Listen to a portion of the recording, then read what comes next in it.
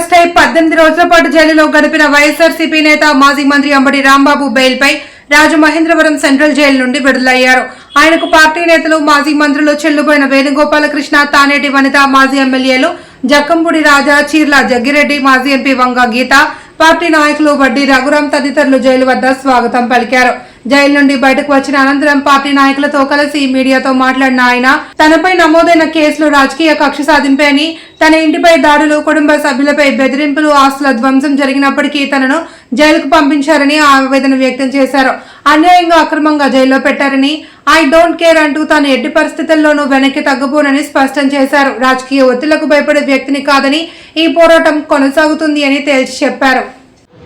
ఈ ప్రభుత్వం, పోలీసులు కుమ్మక్కై చేసినటువంటి సంఘటనలు నేను చాలా వివరంగా గుంటూరు వెళ్ళిన తర్వాత మళ్ళా మాట్లాడతాను.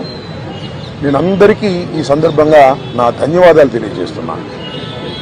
నాకు ఎవరైతే సపోర్ట్ చేశారో ఈ సంఘటనలో, ఎవరైతే మద్దతు పలికారో వారందరికీ నా హృదయపూర్వక ధన్యవాదాలు. అలాగే కొంతమంది మద్దతు పలకలేదు, వారికి కూడా నా ధన్యవాదాలు. వారు ఏమన్నారంటే పెద్ద మాట అన్నారు, దానికి కూడా నేను గుంటూరు వెళ్ళిన సమాధానం చెప్తా. అదేమన్నారంటే అసహ్యంగా మాట్లాడితే దాడులు చేయరా అని. అసహ్యంగా మాట్లాడితే దాడులు చేయదలుచుకుంటే ఎంతమంది మీద చేయాలి? అసహ్యంగా మాట్లాడే వాళ్ళ మీద. అది ఒక అంశం. వాళ్ళకు కూడా నేను రేపు నా సమాధానాన్ని తప్పనిసరిగా చెప్తా.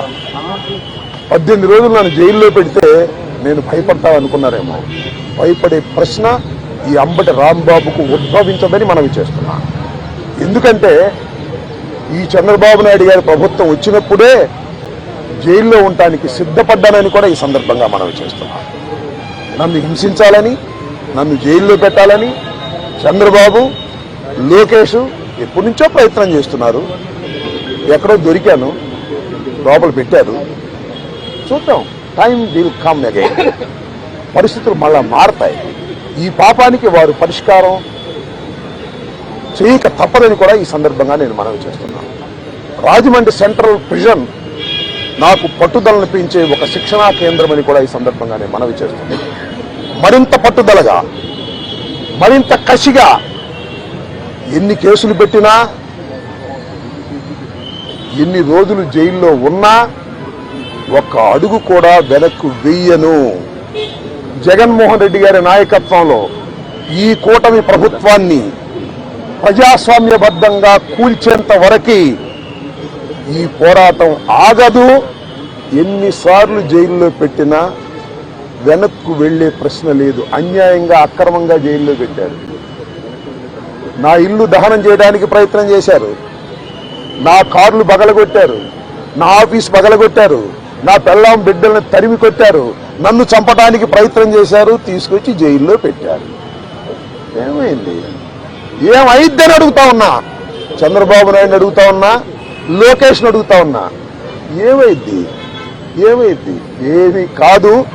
మళ్ళా కాలం తిరిగి వస్తుంది. అన్నిటికీ సమాధానం ఇవాళ చాలా మంది మిత్రులు మాట్లాడారు. బయట జరిగిన సంఘటనలు నాకు తెలియదు, చాలా తక్కువ మాత్రమే, పేపర్లో ఉన్నవి మాత్రమే నేను తెలుసుకున్నాను. జైలు జీవితాన్ని నేను అనుకోకండి, ఎంజాయ్ చేశాను. ఎంత కఠినంగా ఉన్నా ఎంజాయ్ చేశాను. ఎందుకంటే ఒక రాజకీయ స్ఫూర్తితో రాజకీయాల్లోకి వచ్చినటువంటి వ్యక్తిని నేను, పట్టుదలగా ముందుకు సాగే వ్యక్తిని జైల్లో పెడితే భయపడిపోయే వ్యక్తిని అంతకంటే కాదు, మరింత ధైర్యంగా పోరాట పటిమతో ముందుకు వెళ్ళేటటువంటి వ్యక్తిని కూడా మనవి చేస్తున్నా. ఎప్పుడు ఎక్కడా తప్పు చేయలేదు. పొరపాటు మాట్లాడితే వెంటనే పశ్చాత్తాపడ్డా. పశ్చాత్తాపానికి మించిన ప్రాయచిత్తం లేదంటారే, మరి ఏమిటి?